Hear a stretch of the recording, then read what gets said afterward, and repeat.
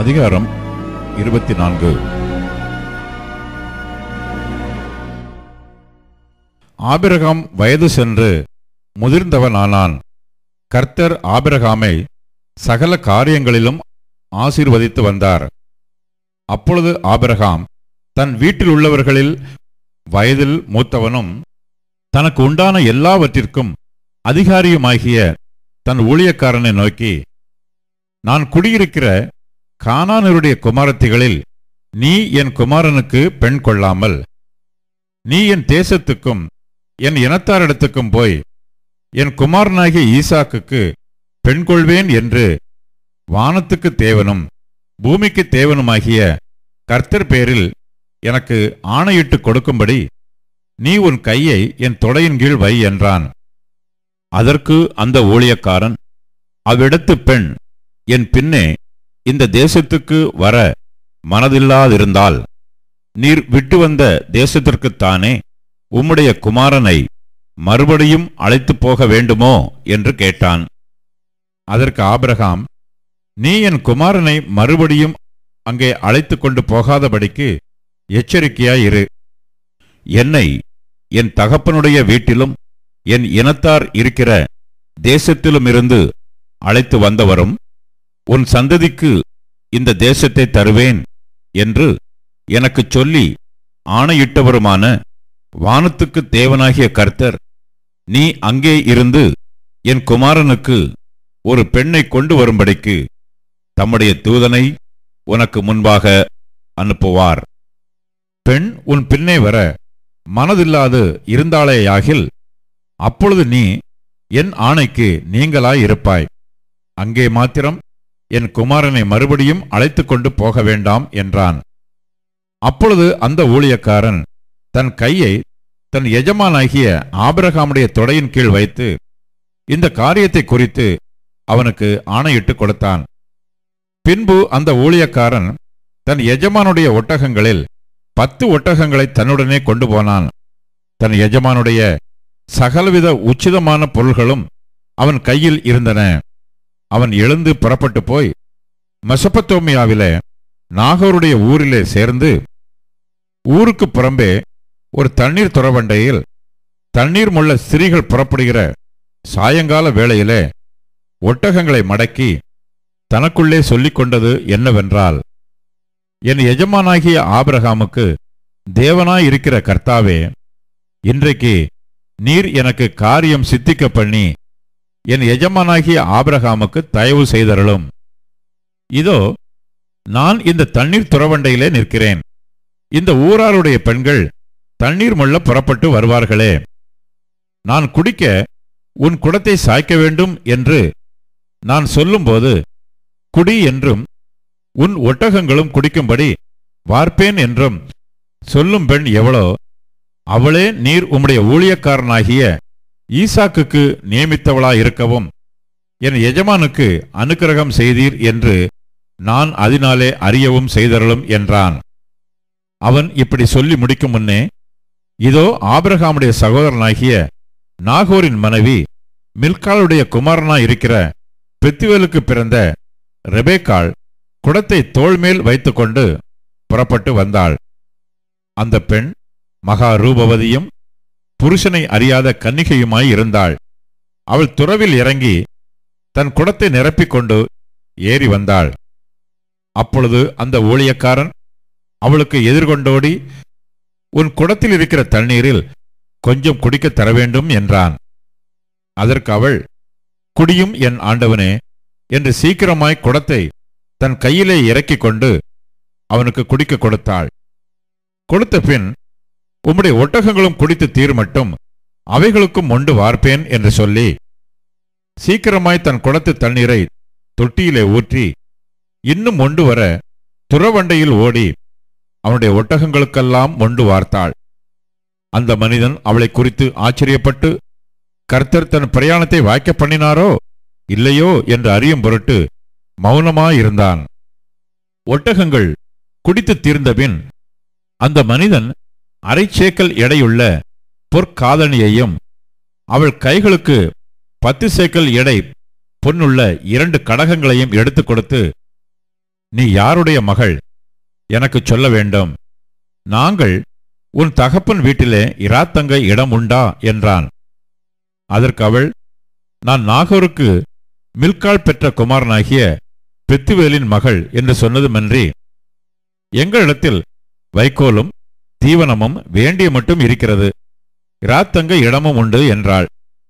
அப்பொழுது அந்த மனிதன் தலைகுனிந்து கர்த்தரை பணிந்து கொண்டு, என் எஜமானாகிய ஆபிரகாமின் தேவனாயிருக்கிற கர்த்தருக்கு ஸ்தோத்திரம். அவர் தம்முடைய கிருபையையும் தம்முடைய உண்மையையும் என் எஜமானை விட்டு நீக்கவில்லை. நான் பிரயாணம் பண்ணி வருகையில் கர்த்தர் என் எஜமானுடைய சகோதரர் வீட்டுக்கு என்னை அழைத்து கொண்டு வந்தார் என்றான். அந்த பெண் ஓடி இந்த காரியங்களை தன் தாயின் வீட்டில் உள்ளவர்களுக்கு அறிவித்தாள். ரெபேக்காளுக்கு ஒரு சகோதரன் இருந்தான். அவனுக்கு லாபான் என்று பெயர். அந்த லாபான் வெளியே துறவண்டையில் இருந்த அந்த மனிதனிடத்துக்கு ஓடினான். அவன் தன் சகோதரி தரித்திருந்த அந்த காதணியையும் அவள் கைகளில் போட்டிருந்த கடகங்களையும் பார்த்து, இன்னபடி அந்த மனிதன் என்னோட பேசினான் என்று தன் சகோதரி ரெபேக்காள் சொன்ன வார்த்தைகளை கேட்ட மாத்திரத்தில் அந்த மனிதனிடத்தில் வந்தான். அவன் துறவு அருகே ஒட்டகங்கள் அண்டையில் நின்று கொண்டிருந்தான். அப்பொழுது அவன், கர்த்தரால் ஆசீர்வதிக்கப்பட்டவரே, உள்ளே வாரும். நீர் வெளியே நிற்பானேன்? உமக்கு வீடும் ஒட்டகங்களுக்கு இடமும் ஆயத்தம் பண்ணி இருக்கிறேன் என்றான். அப்பொழுது அந்த மனிதன் வீட்டுக்கு போனான். லாபான் ஒட்டகங்களின் கட்டவிழ்த்து ஒட்டகங்களுக்கு வைக்கோலும் தீவனமும் போட்டு அவனும் அவனோட வந்தவர்களும் தங்கள் கால்களை கழுவிக்கொள்ள தண்ணீர் கொடுத்தான்.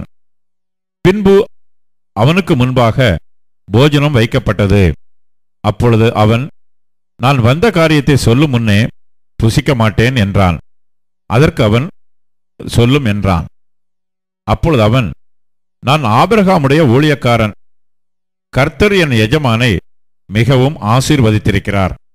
அவர் சீமானாய் இருக்கிறார். கர்த்தர் அவருக்கு ஆடு மாடுகளையும் வெள்ளியையும் பொன்னையும் வேலைக்காரரையும் வேலைக்காரிகளையும் ஒட்டகங்களையும் கழுதைகளையும் கொடுத்திருக்கிறார். என் எஜமானுடைய மனைவியாகிய சாராள் முதிர் வயதான போது என் எஜமானுக்கு ஒரு குமாரனை பெற்றாள். அவர் தமக்கு உண்டான யாவையும் அவனுக்கு கொடுத்திருக்கிறார். என் எஜமான் என்னை நோக்கி, நான் குடியிருக்கிற கானான் தேசத்தாருடைய குமாரத்திகளில் நீ என் குமாரனுக்கு பெண் கொள்ளாமல் நீ என் தகப்பன் வீட்டுக்கும் என் இனத்தாரிடத்துக்கும் போய் என் குமாரனுக்கு பெண் கொள்ள வேண்டும் என்று ஆணையிட்டு கொடுக்கும்படி சொன்னார். அப்பொழுது நான் என் எஜமானை நோக்கி, ஒருவேளை அந்த பெண் என் பின்னே வராதே போனாலோ என்று கேட்டதற்கு அவர், நான் வழிபடும் கர்த்தர் உன்னோடே தம்முடைய தூதனை அனுப்பி உன் பிரயாணத்தை வாய்க்க பண்ணுவார். என் இனத்தாரிடத்திலும் என் தகப்பன் வீட்டிலும் நீ என் குமாரனுக்கு பெண் கொள்வாய்.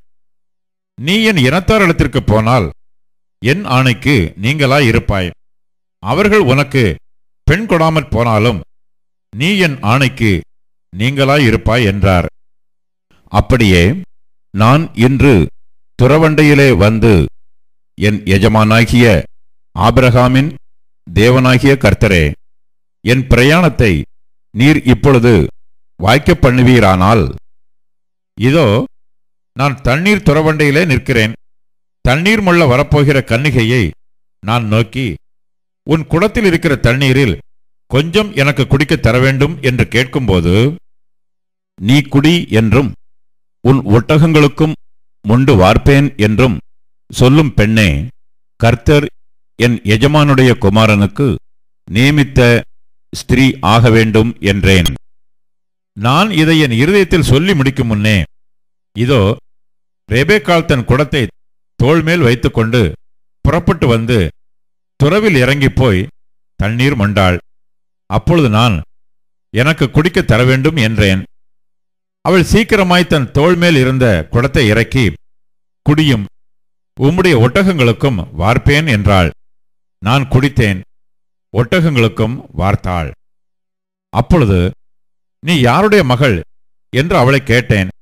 அதற்கு அவள், நான் மில்காள் நாகோருக்கு பெற்ற குமாரனாகிய பெத்துவேலின் மகள் என்றாள்.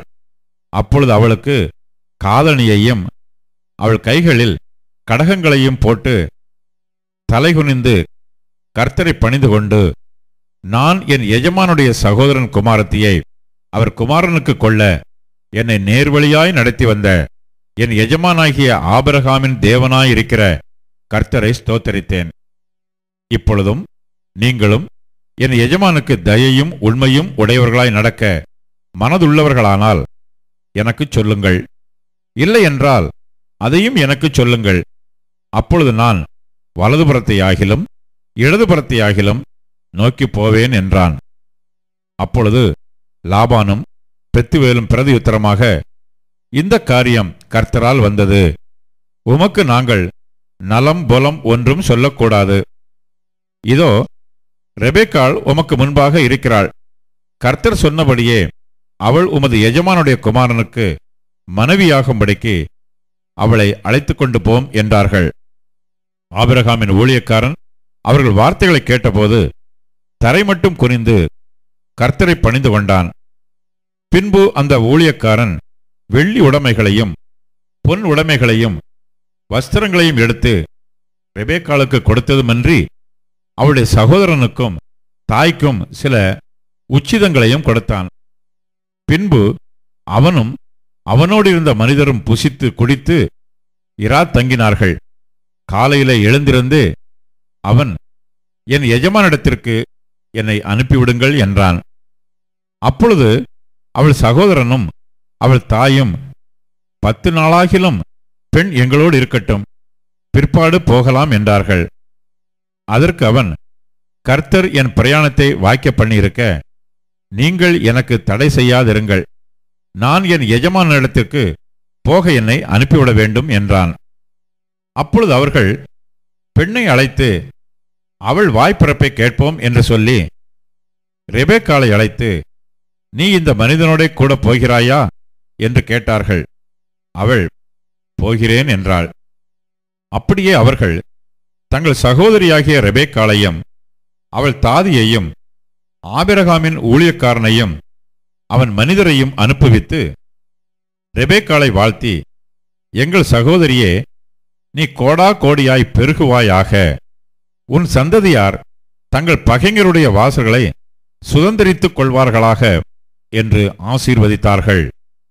அப்பொழுது ரெபெக்காளும் அவள் வேலைக்காரிகளும் எழுந்து ஒட்டகங்கள் மேல் ஏறி அந்த மனிதனோட கூட போனார்கள்.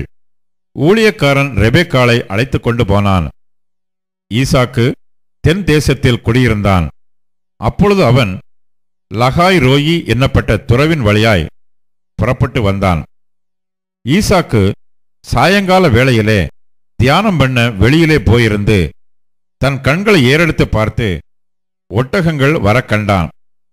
ரெபெக்காளும் தன் கண்களை ஏறெடுத்து ஈசாக்கை கண்டபோது ஊழியக்காரனை நோக்கி, அங்கே வெளியிலே நமக்கு எதிராக நடந்து வருகிற அந்த மனிதன் யார் என்று கேட்டாள்.